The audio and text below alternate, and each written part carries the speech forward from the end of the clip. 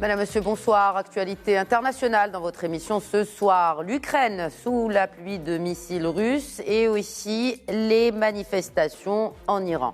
On commencera par un update sur la situation sur le terrain où plusieurs villes ukrainiennes ont été la cible de l'armée russe. 2 jours après l'explosion sur le pont de Crimée, des dizaines de missiles par les airs. Une première depuis de nombreux mois, ce qui a provoqué des dégâts d'ampleur dans beaucoup de villes ukrainiennes. Donc, d'après un bilan réalisé par Kiev, au moins 19 personnes seraient décédées dans ces frappes, en plus de quelques 100 blessés. Il y a une série de condamnations et de réactions, dont celle de la Chine qui appelle à la désescalade en Ukraine. Le président américain Joe Biden a promis pour sa part au président ukrainien Volodymyr Zelensky de continuer, je cite, à fournir à l'Ukraine ce dont elle a besoin pour se défendre, y compris des systèmes de défense anti-aérienne. Et après avoir accusé l'Ukraine de préparer une attaque contre son pays, eh bien, le président biélorusse Alexandre Loukachenko a annoncé hier lundi que Minsk allait en conséquence déployer un groupement russo-biélorusse aux frontières occidentales, alors que l'armée biélorusse n'a jusque-là pas participé au combat sur le territoire ukrainien. Ces menaces font donc craindre un changement de dimension du conflit. Et comme je vous le disais, en seconde partie de cette émission, nous enchaînerons avec la situation en Iran qui vit une série de contestations populaires inédites. Nouvelle révolution ou détresse d'une population malmenée par un régime autoritaire répressif et des conditions sociales dégradées. Réponse dans cette émission. Et j'ai le plaisir d'ailleurs d'accueillir pour répondre à ces questions et à bien d'autres d'actualité Driss Essaoui, analyste politique et économique. Bonsoir Cédric. Bonsoir. Par Skype depuis Casablanca, Nabil Adel, directeur du groupe de recherche en géopolitique et en géoéconomie à l'ESCA. Bonsoir Nabil Adel, merci de vous joindre à nous. Bonsoir, merci pour l'invitation. Alors, 83 missiles lancés par la Russie. En tout cas, ce chiffre est peut-être amené à se développer. C'est une première depuis quelques temps, c'est Driss Essaoui. C'est un changement, comme d'ailleurs l'a dénoncé le président français Emmanuel Macron, ou beaucoup d'autres observateurs parlent d'une nouvelle phase dans ce conflit, ou même d'un nouveau conflit qui est en train de se développer.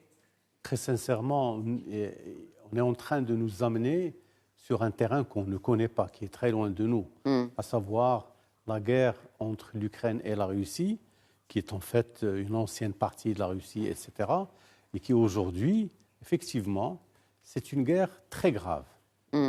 Pourquoi elle est grave? Elle est grave parce que la Russie considère qu'ils sont épiés par l'Ukraine et que, de toutes les manières, le fait qu'ils restent tels qu'ils sont aujourd'hui, ouverts, et ça veut dire qu'on a ouvert une porte pour eux, pour que l'OTAN, pour que les pays de l'Europe viennent pour regarder ce qui se passe dans l'ancien empire soviétique, et que finalement, il était nécessaire de mener cette guerre pour faire taire tous les appétits qui peuvent se développer d'une manière ou d'une autre sur le territoire russe. Aujourd'hui, je pense que les choses ont commencé à changer, parce qu'on n'est plus dans cette attaque surprise que nous faisons contre l'Ukraine, non. Ça devient très long, on est en train de le faire de manière longue, et on est en train de faire une guerre dans les règles de l'art. C'est-à-dire qu'on est en train d'attaquer des positions. Les Ukrainiens, au début, d'abord, il y a un gros problème d'information. On ne sait plus ce qui se passe sur le terrain, sauf quelques grands résultats, quelques grandes difficultés que nous pouvons constater par nous-mêmes, sans avoir... Alors, mais aujourd'hui, nous sommes dans une situation très compliquée, et on ne peut pas nous avancer sur qui a tort, qui a raison dans cette histoire.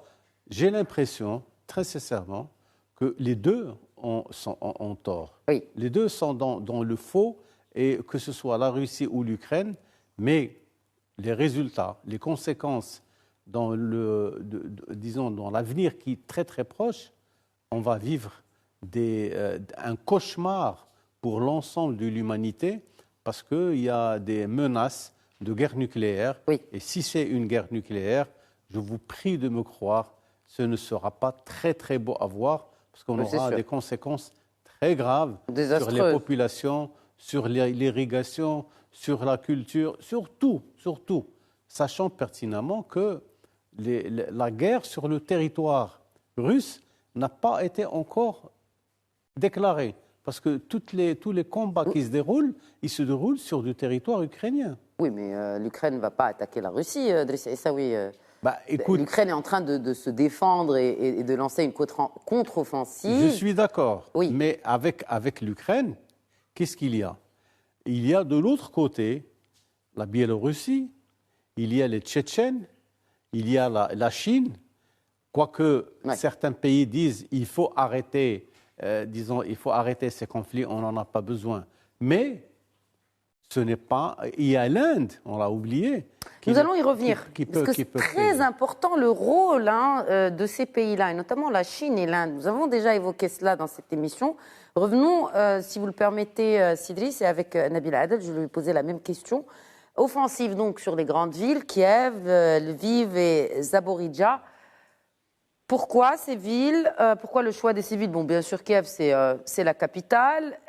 Vous pensez également, comme beaucoup d'observateurs, que ce conflit est en train de changer de nature?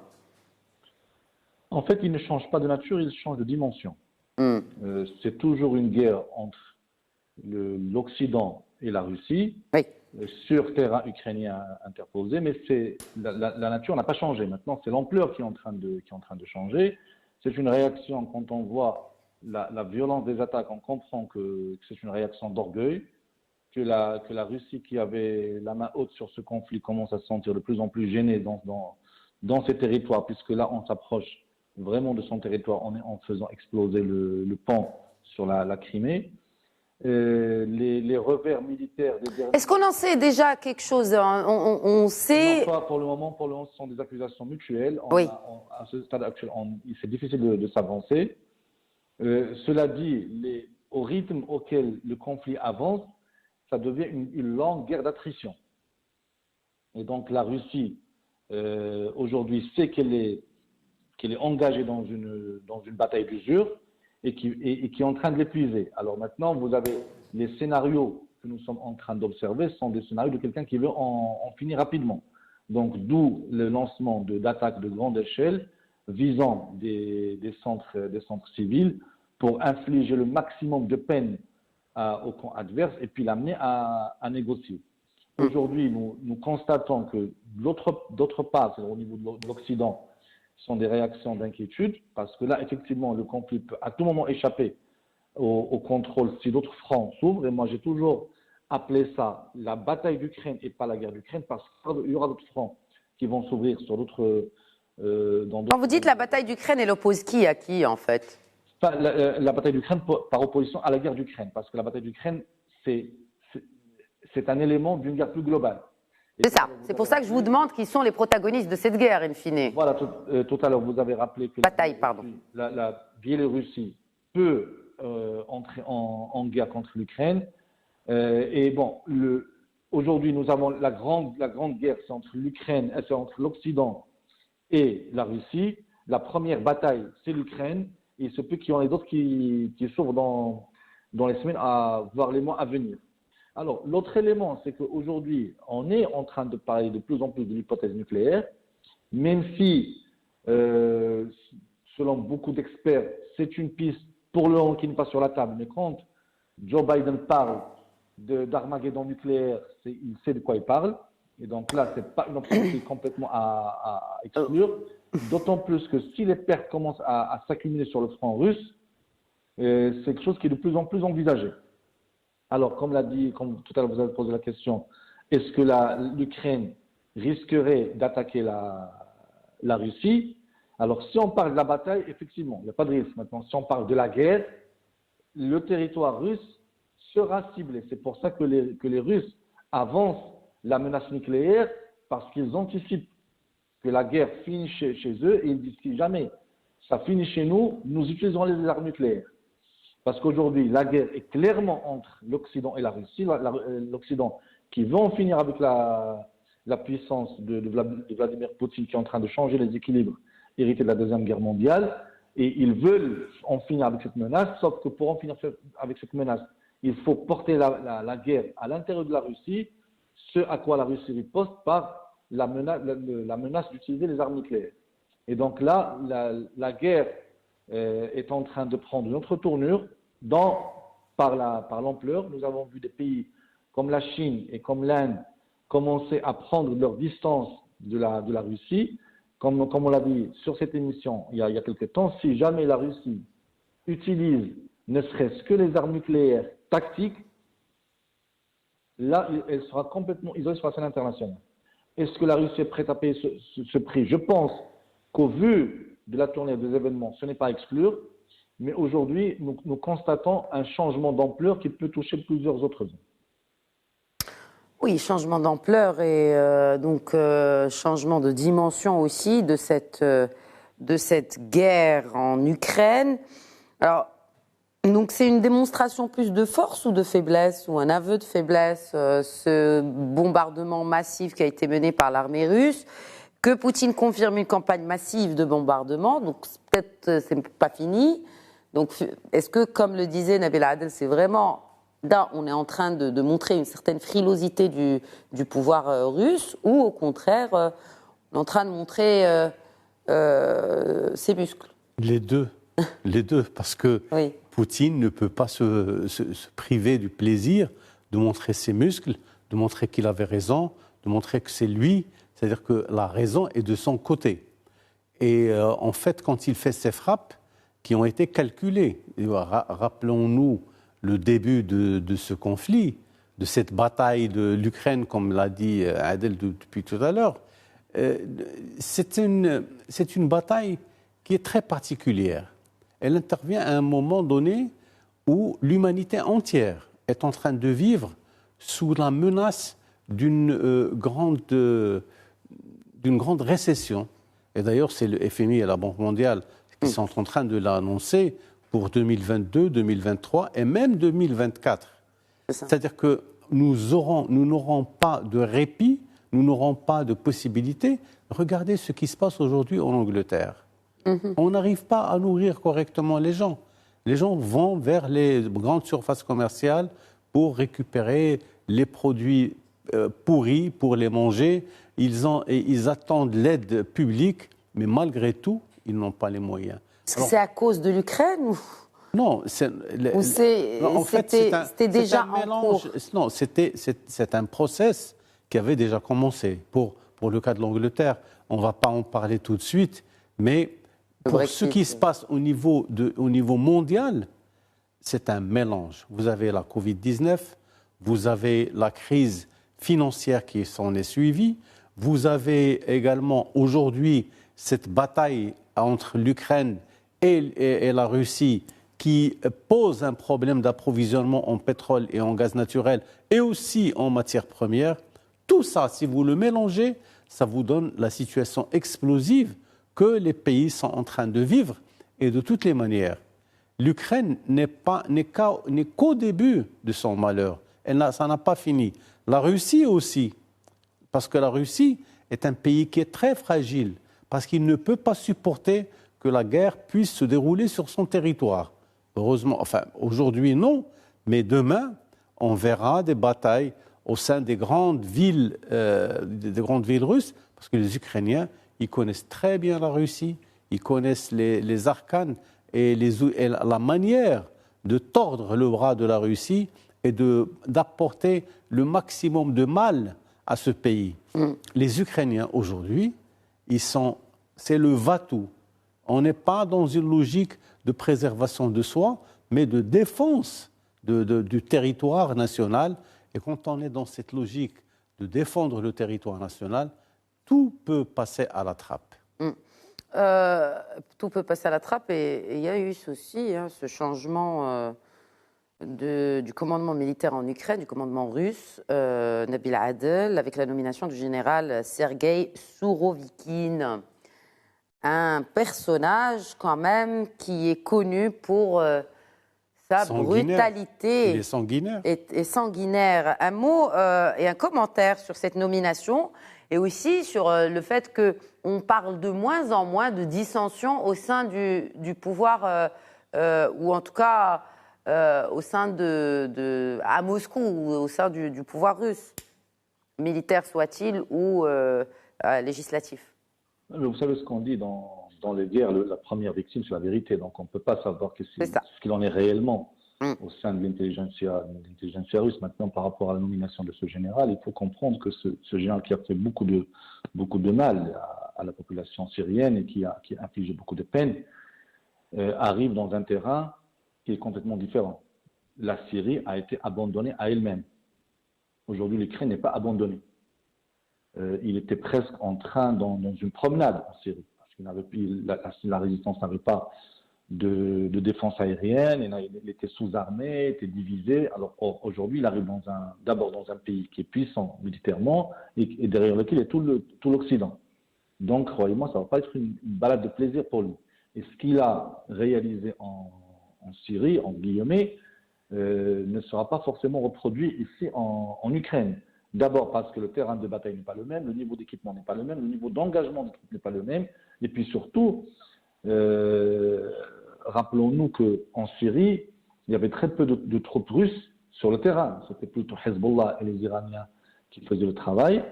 Mais lui, il se contentait de frappes aériennes. Aujourd'hui, ce n'est pas le cas. L'armée russe est sur le terrain de bataille avec tout son poids. Et c'est un changement complet de paradigme par rapport à ce qu'on a pu observer en Syrie. Donc pour lui, je ne pense pas que ce soit une partie de plaisir. Au contraire,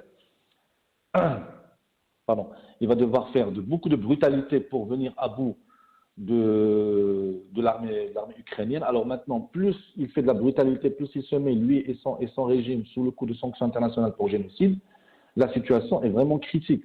Est-ce qu'on peut parler aujourd'hui de crimes de guerre ? On en a déjà parlé. Est-ce que c'est confirmé avec ces derniers bombardements qui ont visé des civils ? Alors maintenant, il faut des enquêtes indépendantes, mais les principaux leaders occidentaux ont déjà commencé à parler de crimes de guerre il y a quelques mois, donc ce n'est pas quelque chose de nouveau. Je pense que le grand sujet d'inquiétude aujourd'hui, et la question à laquelle tout le monde cherche une réponse sans y arriver forcément, c'est de se dire, est-ce que la Russie va-t-elle ou pas utiliser son armement nucléaire ? Oui, tout le monde se pose la même question. Hein. Alors aujourd'hui... Bon, et cela dit, est-ce que, vous avez parlé tout à l'heure d'armes nucléaires tactiques, est-ce que la Russie peut attaquer l'Ukraine avec une arme nucléaire alors que c'est le voisin à côté ? Je veux dire, ce ne sont pas les États-Unis avec le Japon, Hiroshima et Nagasaki, qui sont très très loin des territoires américains. Donc, comment on peut envisager l'utilisation de l'arme nucléaire à la porte à côté? Au niveau d'armement nucléaire, vous avez l'armement nucléaire, ce qu'on appelle l'armement hydrogène, sur la bombe H, et celle-là, elle est très dévastatrice. On parle de 1 million à 100 millions de tonnes de TNT.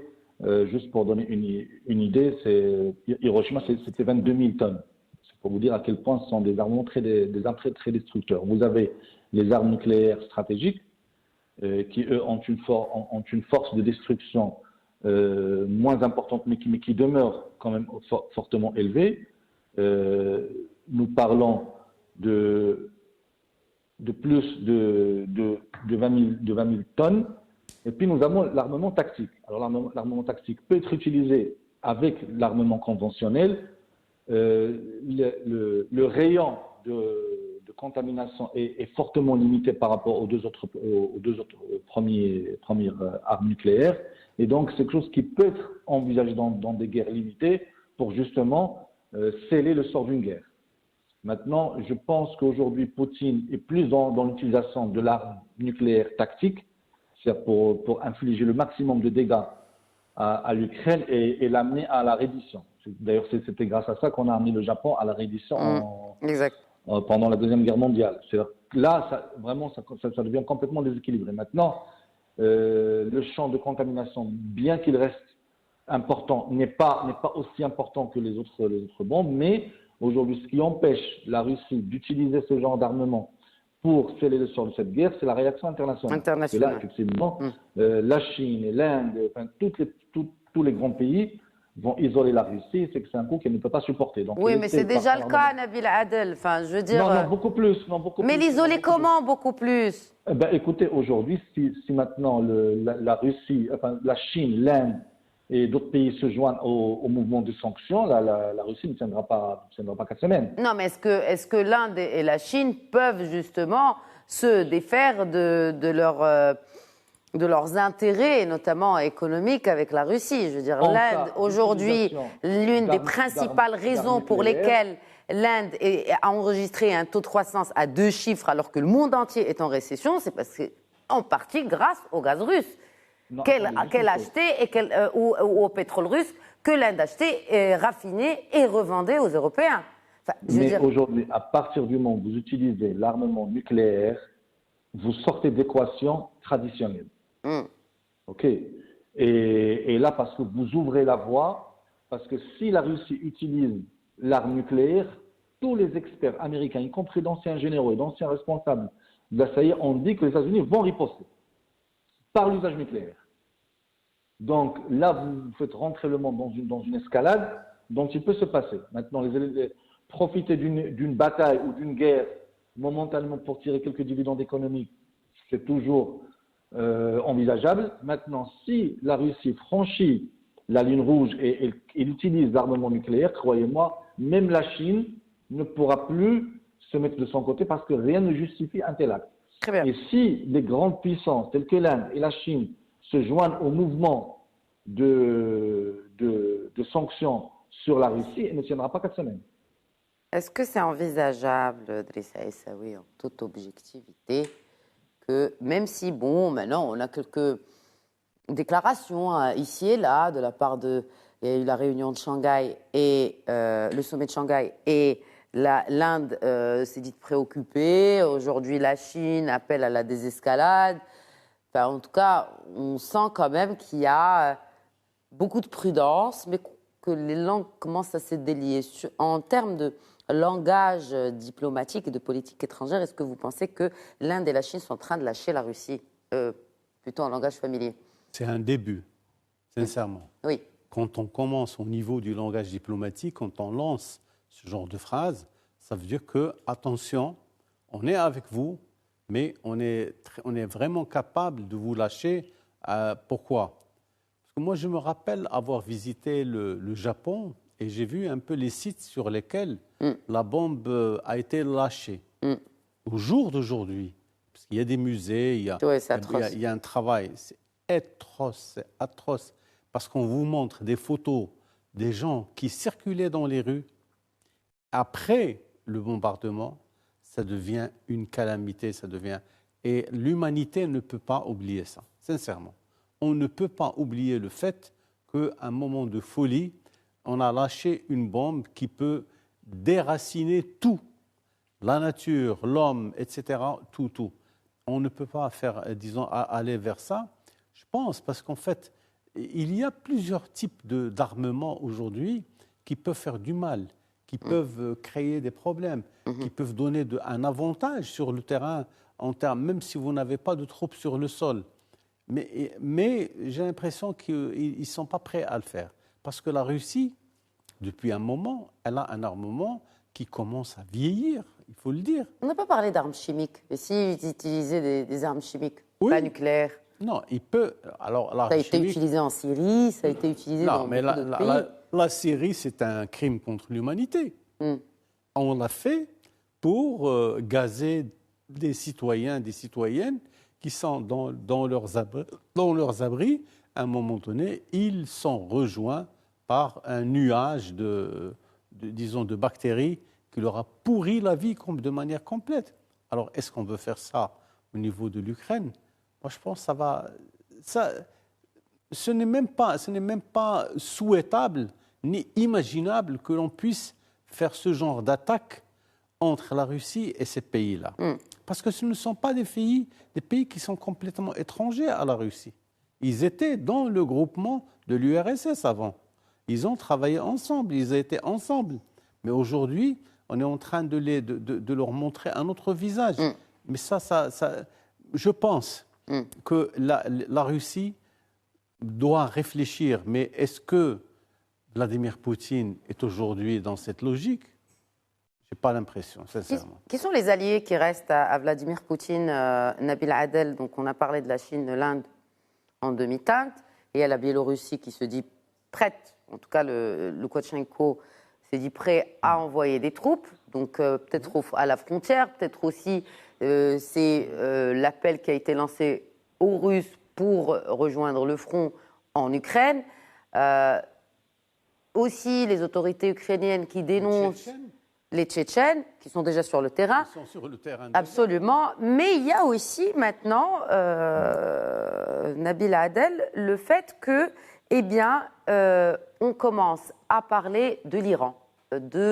D'ailleurs, ces missiles qui ont été lancés, selon Kiev, proviendraient de l'Iran. Que vient faire l'Iran là-dedans?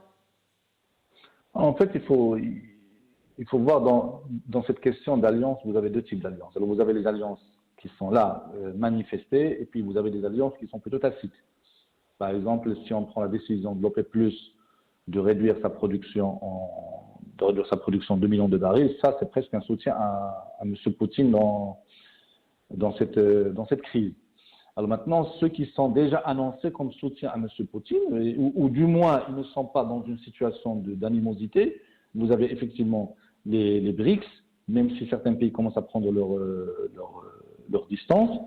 Vous avez l'Iran, vous avez la Syrie, puis vous avez tous les pays que vous avez cités. Maintenant, que vient faire l'Iran dans ce conflit? Alors l'Iran, dans ce conflit, cherche à atteindre deux objectifs. D'abord, il ne faut pas oublier que l'Iran et la Russie ont été alliés sur le terrain syrien. Et donc, c'est une sorte de réponse de l'Iran au soutien que la Russie avait apporté à la Syrie pour qu'elle ne tombe pas. Et donc là, elle est en train de renvoyer l'ascenseur. Puis le deuxième élément, je pense qu'on va en parler dans la deuxième partie de l'émission, c'est que pour l'Iran, c'est un moyen d'évacuer les pressions internes sur un terrain extérieur. Et ça, c'est une tactique bien connue dans les relations internationales, c'est toujours d'agiter la menace extérieure pour pouvoir camoufler des troubles internes. Donc je pense qu'aujourd'hui, l'Iran est dans ce grand schéma de vouloir utiliser un certain nombre de pays pour faire le contrepoids de l'Occident. Donc on a vu ça avec les BRICS, même si tous les pays du BRICS n'ont pas le même comportement vis-à-vis de l'Occident. Mais bon, nous avons vu ces pays se présenter comme une alternative à la prédominance occidentale. Et donc, l'Iran se voit dans ce grand schéma. Aujourd'hui, nous sommes, enfin, les Iraniens disent, nous sommes en train d'offrir une alternative à l'hégémonie occidentale. Donc, la Chine y va plutôt d'une manière hésitante parce qu'il a de gros intérêts avec l'Occident, mais ça répond de cette vision d'avoir un contre-bloc à l'hégémonie occidentale qui est formé de la Russie, de l'Inde, de la Chine, de l'Iran, de la Turquie qui est hésitante entre les deux blocs. Entre les deux, ouais. Et ainsi de suite. Donc ça va dans ce grand schéma. Alors, Driss Aissaoui, bon, puisqu'on a fait la transition, on a parlé de l'Iran, je pense qu'on a fait le tour sur la situation en Russie et plutôt surtout en Ukraine et ce G7, à savoir les États-Unis, la Grande-Bretagne, la France, le Japon, l'Italie, le Canada et l'Allemagne qui sont réunis donc aujourd'hui pour discuter. Bon, on verra ce que ça va donner, à part les aides et le soutien militaire en l'occurrence et tactique à l'Ukraine. L'Iran, dans tout cela, il y a un point très intéressant qui a été soulevé par Nabil Adel, c'est-à-dire construire des alliances pour camoufler un peu l'instabilité interne. Oui, oui. Alors aujourd'hui, cela fait 4 semaines que les contestations battent leur plein dans les rues. Maintenant, un peu moins, et c'est beaucoup plus ciblé, notamment chez les étudiants, chez les jeunes. Il faut quand même dire qu'il y a 7 millions d'étudiants en Iran, c'est pas rien. Est-ce que vous pensez justement, comme c'est véhiculé dans les médias occidentaux, notamment français, c'est une question de voile? Est-ce que c'est une question de voile? Quel est le fioul de ces contestations? Est-ce que c'est une question de voile, de liberté individuelle, ou c'est plutôt un mal-être social? Vous êtes en train de citer les deux termes de la même équation. Le mal-être social est là. Le mal-être social, il est plus économique Il est aussi. là. Un Iranien sur deux ne travaille pas, Drissa Essaoui. Mais le problème au niveau de l'Iran, c'est quoi? C'est un pays qui a su se développer de manière interne. Ils sont soutenus aujourd'hui par les Européens, par les Français, parce qu'on a vu sur les télévisions européennes et françaises, des gens se couper les cheveux. Parce qu'on a interdit à une jeune Iranienne de montrer une partie de sa chevelure. Et elle a même été tuée. Donc à partir de là, on est en train de soutenir moralement ces gens-là. Mais vous faites bien de préciser que c'est moralement. Hein. Moralement, bien sûr. On ne peut rien faire pour l'Iran. Qu'est-ce qu'on peut faire? Parce que l'Iran, aujourd'hui, il est dans son territoire. Et les gens, quand ils font ça, c'est pour faire pression sur la mentalité des Iraniens et leur dire « Attention, vous êtes en train de toucher à quelque chose de sacré, qui est la femme. » Parce que la femme, au niveau de la civilisation européenne, au niveau de la religion, etc., elle est vraiment sacrée. Et les Iraniens ne reculent devant rien pour non seulement malmener la femme, mais surtout imposer un régime strictement rigoureux de comment il faut se comporter à l'extérieur et devant le public. Comment se comporter, c'est se cacher. C'est ça. C'est cette police des mœurs donc, alors, la police qui sévit. Elle sévit et elle interdit aux gens de se comporter de manière normale. Et l'Iran a réussi à installer un gouvernement islamiste, politique, etc., qui aujourd'hui est devenu une frontière pour toutes les libertés que l'on a connues jusqu'au jour d'aujourd'hui. Est-ce que vous pensez que justement c'est à la tête de l'État est-ce que vous pensez que c'est avec l'arrivée de Raisi que eh bien, cette répression, elle s'est accentuée? On est implacable avec toute action qui ne rentre pas dans les préceptes religieux. C'est une... disons, et c'est ce que dénoncent justement ces milliers de jeunes. C'est quelque chose qui a été inscrit dans l'ADN des Iraniens, de ceux qui gèrent les affaires publiques dans ce pays. Mais on a le Mollah, enfin le Ayatollah, pardon, et on a aussi le président. Donc Brahim Raisi, aujourd'hui, a un rôle là-dedans. Le rôle qu'il fait, c'est de bien se comporter par rapport au Mollah, par rapport à l'autorité qui est celle des Mollahs au niveau de l'Iran, parce qu'il a une assurance de pouvoir continuer à gérer le pays qui est le sien. Est-ce que justement, s'il continue à gérer avec la répression, ces ultra-conservateurs ont des chances de rester? Parce que quand on parle de cette jeunesse Drissa Essaoui, ils n'ont pas connu la révolution de 79. Non. Ce n'est pas leurs parents. Absolument. Ils ont vu l'étendue des dégâts de cette révolution. Donc on a beau leur bourrer le crâne avec la gloire de cette révolution de 79, ça ne leur parle pas à ces jeunes. Ce n'est même pas ça, sincèrement. Ce qu'il y a aujourd'hui en Iran, on est en train de leur dire, voilà la voie qui a été tracée par vos proches, par vos pères, par vos ancêtres, etc. Vous êtes aujourd'hui dans une république islamique rigoureuse et vous ne pouvez pas vous départir de cette discipline. C'est ça le plus important. Mais en Iran, c'est en même temps d'une grande rigueur sur le plan de la gestion financière. Ils ont payé toute la dette extérieure.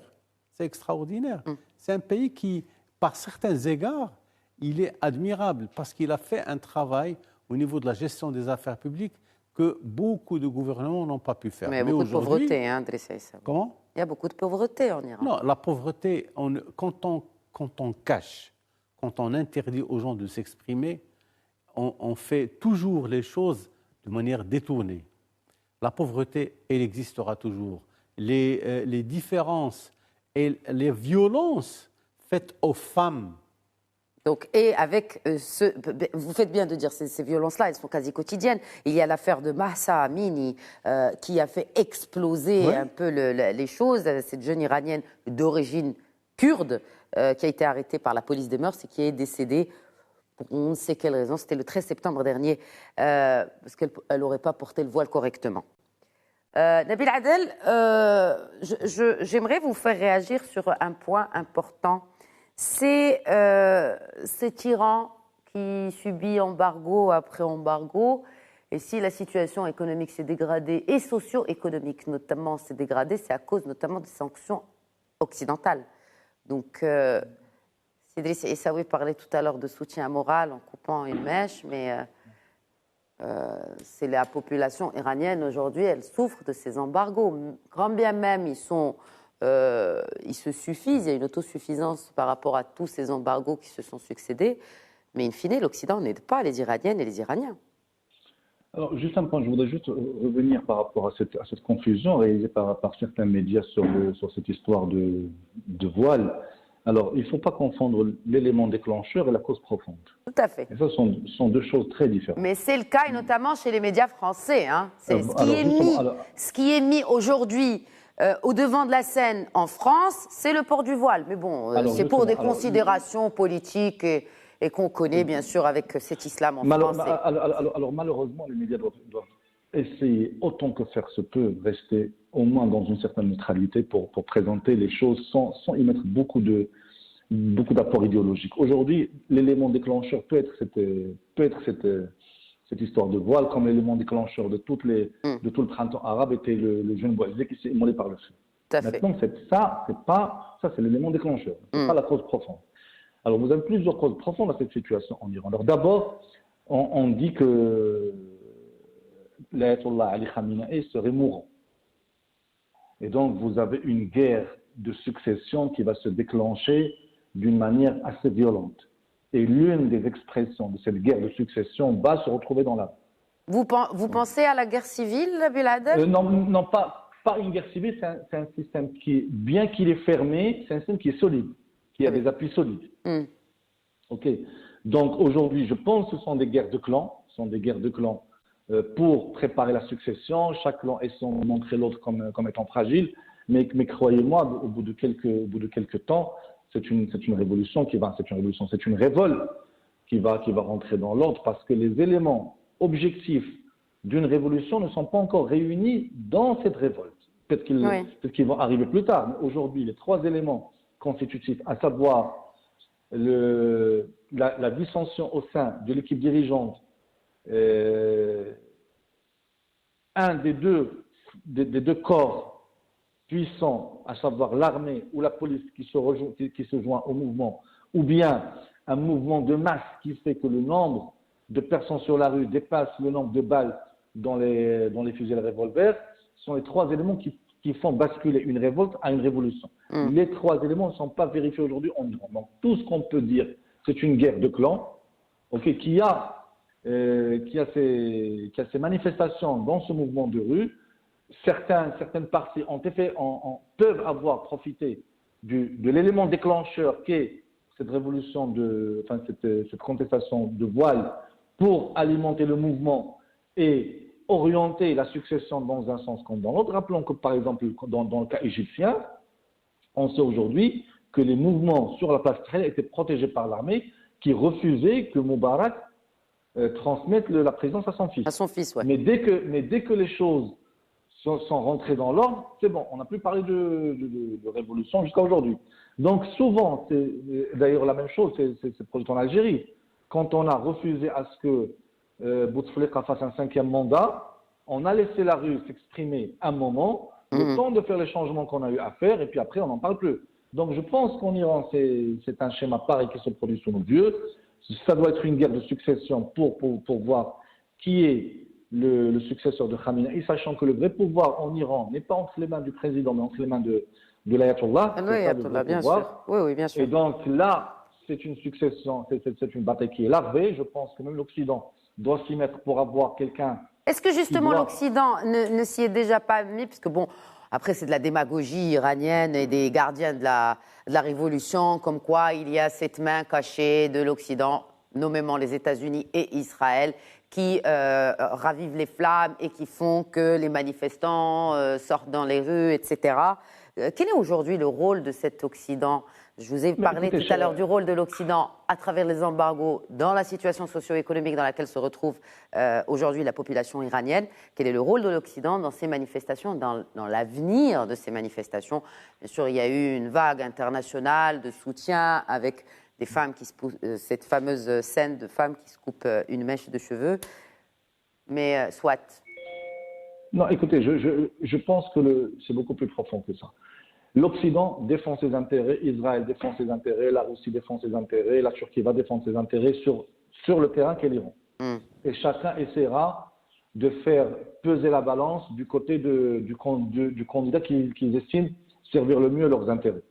Donc, alors les Iraniens sont en train de prévoir le passé, puisqu'aujourd'hui, c'est le jeu de toutes les puissances, de tous les services de renseignement. Quand il y a des manifestations, quand il y a des instabilités dans un pays, il faut l'infiltrer pour pouvoir orienter le mouvement dans le sens qui sert nos intérêts. Donc, je pense que l'Occident y est, je pense qu'Israël y est, je pense que certains régimes arabes y sont, parce que pour beaucoup de régimes arabes, l'Iran est le grand danger. Et donc, aujourd'hui, chacun va essayer d'orienter le mouvement dans un sens comme dans l'autre, à travers une guerre médiatique, à travers une guerre économique, à travers des infiltrations des cercles de pouvoir, peut-être de rentrer en contact avec les prétendants potentiels pour pouvoir leur faire des offres. Donc aujourd'hui, dans ces phases d'instabilité où le pouvoir vieillit, et on a vu que les révolutions trouvent un terrain propice dans le pouvoir vieillit. On a vu ça en Tunisie avec Ben Ali, on a vu ça en Égypte avec Moubarak, et aujourd'hui on le voit en Iran avec Khamenei. C'est quand le pouvoir commence à vieillir et sa main devient molle que les manifestations. Vous pensez vraiment que ce pouvoir a la main qui sera abolie? Je parle du pouvoir de l'ayatollah. Mais il a quand même mis quelqu'un qui n'a pas du tout la main molle. Khamenei a mis Brahim Razi au pouvoir. À partir du moment où Khamenei incarne ce pouvoir, il l'incarne. Affaiblit momentanément le pouvoir. Très bien. Driss Issaoui, une réaction. Est-ce qu'aujourd'hui, est-ce que déjà vous partagez ce qui a été évoqué là par Nabil Adel? Non, c'est-à-dire, je ne peux pas aller dans son sens complètement. Pourquoi? Parce que l'Iran est un pays, il fait partie c'est un groupuscule au niveau des relations internationales qui essaie de jouer son propre jeu. Il a quand même il fait beaucoup de dégâts. Hein. Il peut faire des dégâts. En Irak, le Hezbollah. Il peut tout faire. Au niveau du monde arabe et au monde arabo-musulman, il fait beaucoup de dégâts. Et il peut faire encore plus. Mais ce qu'il y a aujourd'hui à comprendre, parce qu'en fait, quand vous regardez la Syrie, quand vous regardez le Liban, comment les Iraniens interviennent par les armes, par le fait d'armer les gens, de rentrer dans le jeu politique de tous les jours, moi je pense qu'il faut faire attention. Mais l'Iran, au jour d'aujourd'hui, on ne peut pas le vaincre comme ça, comme par enchantement. On ne va pas envoyer un groupe de mercenaires qui vont aller tuer toutes les têtes pensantes de l'Iran pour dire « ça y est, on les a tués ». Non. L'Iran, c'est un travail de fond qu'il faut faire, je pense. Et d'ailleurs, le roi défunt, le roi Hassan II, l'avait dit.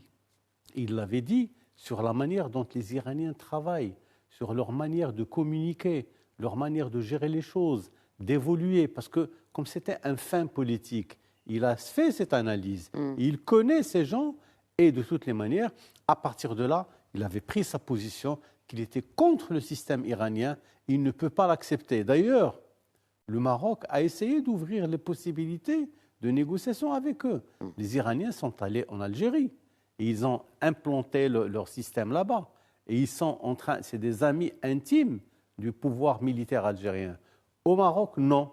Les Marocains ont dit non, ils ont repoussé la chose et aujourd'hui, au jour d'aujourd'hui, je pense que le Maroc a pu justement se sauvegarder sa place. Nous avons également le fait que le Maroc et Israël ont aujourd'hui des relations officielles, connues, avec un respect des droits fondamentaux des Palestiniens, avec une insistance de la part du Maroc pour que les Palestiniens soient respectés dans leur choix, dans leur territoire. Mais on est en train d'attendre l'évolution des choses. Mais l'Iran, c'est un morceau extrêmement difficile, même pour les États-Unis, qui a essayé de traiter avec eux pour le démantèlement du système des armes nucléaires, machin, etc. Ça n'a pas donné de résultat, sincèrement. Aujourd'hui, je pense que c'est un pays à regarder, à surveiller de très près, mais surtout à conserver en tant qu'un ennemi potentiel qu'il faut lutter contre lui quand il le faut. Parce qu'en fait, c'est le genre de philosophie et de pratique de tous les jours qu'il ne faut jamais accepter que ce genre de choses puisse rentrer chez nous. Il y a un moment, au Maroc, on avait le Bahá'ín, qui est un courant assez particulier, inspiré des Iraniens, etc. Mais ça pose d'énormes problèmes de conception de la vie et de divinité. Oui, absolument. Mais je pense que l'influence de l'Iran va au-delà de cela et va au-delà justement de cette partie-là du globe. Maintenant, aujourd'hui, et pour finir, un mot ou une question là-dessus à vous, Nabil Adel, sur l'Afrique dans le collimateur iranien. Alors, juste les moyens de l'Iran lui permettent effectivement de rester dans sa zone d'influence, qui est le Moyen-Orient, mais au-delà, ça va être difficile, parce que l'un des éléments du soft power iranien, c'est le chiisme. Ils essaient de rentrer par l'idéologie chiite. Alors, quand vous êtes sur des pays qui sont vraiment ancrés dans la tradition sunnite, avec un référentiel puissant, l'Iran a beaucoup de mal, sauf si un régime politique lui prépare le terrain, ce qui ne sont pas le cas dans beaucoup de pays d'Afrique. Maintenant, si on enlève ce facteur qui est le facteur religieux, si l'Iran essaie de rentrer par les autres moyens du soft power, tels que l'économie, tels que les investissements, il n'a pas les moyens, il n'a pas les atouts. Donc sa présence en Afrique reste toujours limitée à quelques ouvertures quand un régime politique veut bien la laisser faire, mais quand c'est hermétique, l'Iran reste toujours dans son précaré qu'est le cercle chiite au Moyen-Orient. Donc nous avons des chiites au Liban, en Irak, même en Arabie Saoudite, dans certains pays du Golfe, au Bahreïn, voilà, dans certains pays du Golfe. Et donc ça, elle peut activer ces minorités pour causer quelques troubles. Mais de là à avoir une influence durable sur ces pays, à moins de les plonger dans des guerres ou dans des conflits, l'Iran ne peut pas avoir une influence durable sur un pays stable. Donc il faut qu'il y ait de l'instabilité pour que l'Iran puisse y jouer un rôle. Et d'ailleurs, ça a été prouvé même à travers des milices et en armant des milices, dont celle du Polisario. Et ça a été prouvé, c'est factuel. Donc, c'est là où je voulais en venir, c'est que quand vous avez un terrain qui est miné par de l'instabilité et par de la faiblesse intrinsèque, l'Iran peut prospérer. Maintenant, quand vous avez des pays stables et des régimes stables, l'Iran arrive très difficilement à entrer. C'est la raison pour laquelle la première chose par laquelle commence l'Iran, quand ils veulent s'étendre dans un pays, c'est commencer par l'affaiblir militairement en y créant des factions pour y installer de l'instabilité. À travers cette instabilité, eux arment ces milices pour venir prendre le pouvoir sur un régime qui n'est pas stable. Donc ils ont fait ça en Irak, avec le soutien américain. Je rappelle que Sistani avait émis une fatwa interdisant aux chiites de combattre les Américains. Ils l'ont fait en Irak, il l'a fait déjà au Liban auparavant, ils l'ont fait au Yémen, et ils ont essayé au Bahreïn, ça n'a pas beaucoup marché. Mais aujourd'hui, c'est comme ça qu'ils entrent. Il faut qu'il y ait de l'instabilité, qu'ils nourrissent, et à travers leur dogme chiite, pour s'installer dans un pays. Même modus operandi d'ailleurs que la Russie sur ce point-là, Nabil Adel. En tout cas, merci beaucoup Nabil Adel, directeur du groupe de recherche en géopolitique et géoéconomie de l'ESCA. Merci d'avoir répondu à nos questions. Merci pour l'invitation. Merci Cédric. Merci à vous. Plaisir renouvelé de vous accueillir sur ce plateau. Toujours un plaisir d'être avec vous. Merci à vous pour votre fidélité à Questions d'Actu. Je donne rendez-vous demain, Inch'Allah. D'ici là, portez-vous bien et très bonne soirée.